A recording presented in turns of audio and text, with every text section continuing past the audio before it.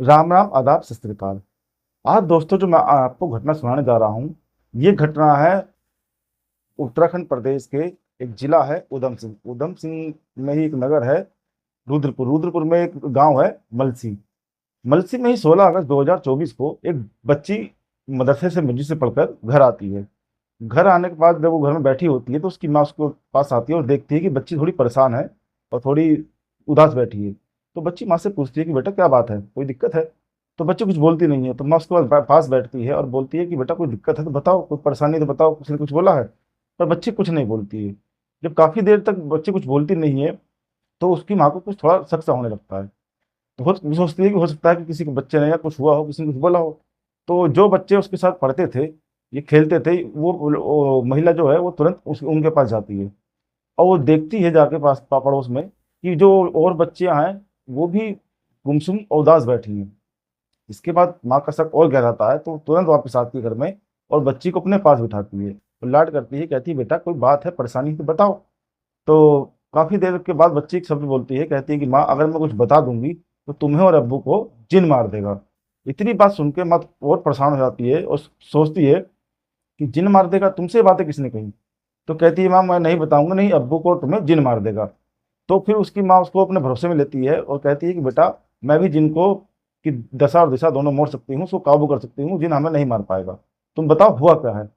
तो जब बच्ची को अपनी माँ पर भरोसा हो जाता है, उसे लगता है कि कुछ होगा नहीं, जिन कुछ कर नहीं पाएगा, तो उसके बाद उसकी जो बच्ची है वो बताती है कि माँ, जो मौलाना साहब हैं वो मेरे को गंदी गंदे काम करते हैं मेरे साथ और गलत गलत जगह हाथ लगाते हैं। इतना सुनते ही माँ का परेशानी का ठिकाना नहीं रहा, उसकी पैरों तले जमीन खिसक गई और उसको इतना गुस्सा आया कि तुरंत उठ के वो गई और उस मौलाना के पास उससे पूछा और उसको तुरंत बला बला कहने लगी। मौका पाते ही मौलाना साहब तो वहां से भाग लिए और जब ये बात धीरे धीरे पूरे गांव में आग की तरह फैल गई तो कुछ लोग और आए और उस मौलाना को ढूंढने लगे। जब मौलाना को ढूंढा तो मौलाना साहब मिले नहीं। इतने में ही कुछ लोगों ने महिला से कहने लगे कि जो हुआ छोड़ो, उसे रहने दो, अगर ये बात और फैलेगी तो बदनामी होगी। और दोस्तों जो उस महिला के साथ हुआ था उसने उसके गुस्से को बढ़ा दिया, शांत नहीं हुआ। वो अगली सुबह तुरंत ही पास के ही थाने में गई, कोतवाली गई और वहां पर पुलिस को बताया कि सर ऐसी ऐसी बात है, मेरी बच्ची स्कूल में पढ़ती है, स्कूल से आने के बाद वो मदरसे में जाके दीन दीन की तालीम लेती है, उर्दू पढ़ती है, अरबी पढ़ती है और नमाज के तौर तरीके सीखती है। इसके बाद जो वहाँ के थानेदार थे वो तुरंत एसएसपी साहब को फ़ोन करते हैं। अब एसएसपी साहब से बातचीत होने के बाद उनका मुकदमा लिख लिया जाता है और तुरंत ही एसएसपी साहब भी एक्शन में आते हैं और एक एसएसपी साहब जो थे उनका नाम था मंजूनाथ टीसी। वो तुरंत एक्शन में आते हैं और एक 18 सदस्यीय एक टीम बनाते हैं और उनसे कहते हैं कि पता लगाओ इस बात में कितनी सच्चाई है, कितने झूठ है। तो तुरंत पुलिस अपना एक्शन में आती है और मौलाना साहब को ढूंढने जाती है। तो पता चलता है कि मौलाना साहब तो तुरंत ही गांव से वहां से भाग चुके हैं। इसके बाद पुलिस पता लगाती है कि मौलाना साहब है कहाँ पे। तो उनको पता चलता है कि वो पुलिस को पता चलता है कि वो उत्तर प्रदेश के जिला पीलीभीत में थाना है जहानाबाद, ये उसी के वहाँ एक गांव है डोंग, उसी के रहने वहाँ के रहने वाले हैं।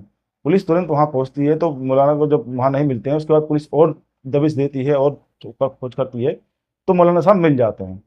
जब मौलाना साहब मिलते हैं तो पुलिस उनसे पूछती है तो मौलाना साहब बड़ी बेफिक्री में और बेफिक्री अंदाज से बोलते हैं कि नहीं सर, मैंने तो कुछ किया ही नहीं है। तो पुलिस कहती है कि आपका फ़ोन कहाँ है? क्योंकि नंबर मौलाना साहब का बंद था तो मौलाना साहब पुलिस को फ़ोन दे देते हैं। तो पुलिस जब उनकी हिस्ट्री चेक कर रही होती है, इंटरनेट हिस्ट्री जब चेक करती है, तो मौलाना साहब ने जो उसमें डाटा था वो सब डाटा दो डिलीट कर दिया था।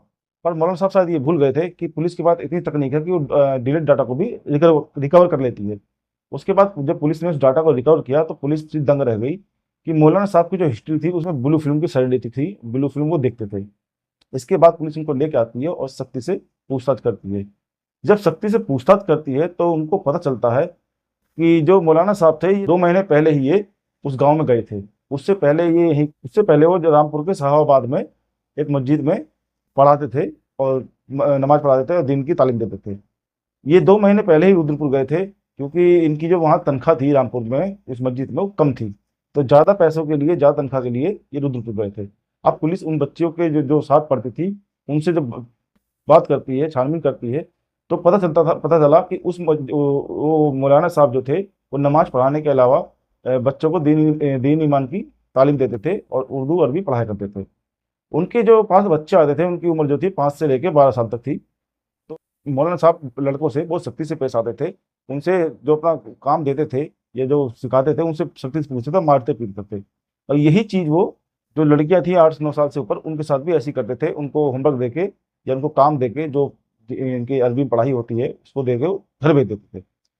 पर जो लड़कियां 5 साल से 8 साल के बीच होती थी ये उनको अपने पास रखते थे और रोक के अलग से पढ़ाया करते थे। ये उनको अपने एसी वाले कमरे में पढ़ाते थे और वहीं पर उनको ये ब्लू फिल्म, अडल्ट फिल्म दिखाया करते थे और वही चीज़ उन बच्चों के साथ करने की कोशिश किया करते थे। और उनको उनको कहते थे कि अगर तुमने घर में बताया तो मैं अपने जिन्नात में है, मेरे पास मेरी शक्ति है, मैं जिन्नात भेज दूंगा, वो तुम्हारे पूरे परिवार को मार देंगे, माँ बाप को मार देंगे। उन बच्चियों के अंदर इतना डर जिनका भर दिया गया कि बच्चियां डर के मारे कुछ बताती ही नहीं थी।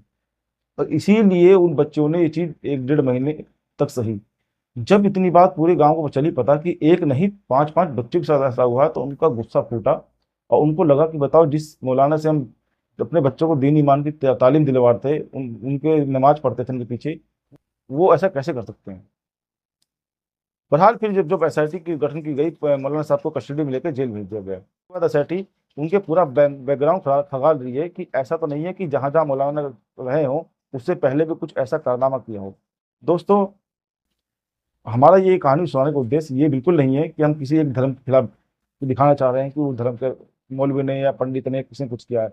हमारा काम सिर्फ उस मुजरिम के जुर्म को दिखाना है, उसने क्या कृत्य किया है, कितना घिनौना कृत्य किया है। अब पुलिस की ने अभी तक ये पक्का तो नहीं किया है कि उसके 5 के अलावा भी कोई ऐसा कुछ है, पर वो अपनी छानबीन में लगी पड़ी है। इसीलिए कहते हैं कि दोस्तों, अगर आपके घर में बच्चियां हैं, चाहे वो मदरसे में जा रही हो या स्कूल जा रही हो या किसी घर के अलग बाहर किसी मेंबर के बाहर किसी भी आदमी के साथ बैठती उठती हैं, बात करती हैं, तो बच्चों से अपने बातचीत करा करें, उनको इतना विश्वास दिला कर रखें कि कोई छोटी मोटी बात हो, कोई उनसे कुछ कहे तो वो आपसे आके बताएं कि हाँ हमारा ये गलत हो रहा है, ये सही हो रहा है। दोस्तों, अपना और अपना ख्याल रखिए, सुरक्षित रहिए। जय हिंद, वंदे मातरम। और जाते जाते आपसे एक ही गुजारिश है कि चैनल को सब्सक्राइब कर लें, लाइक करें।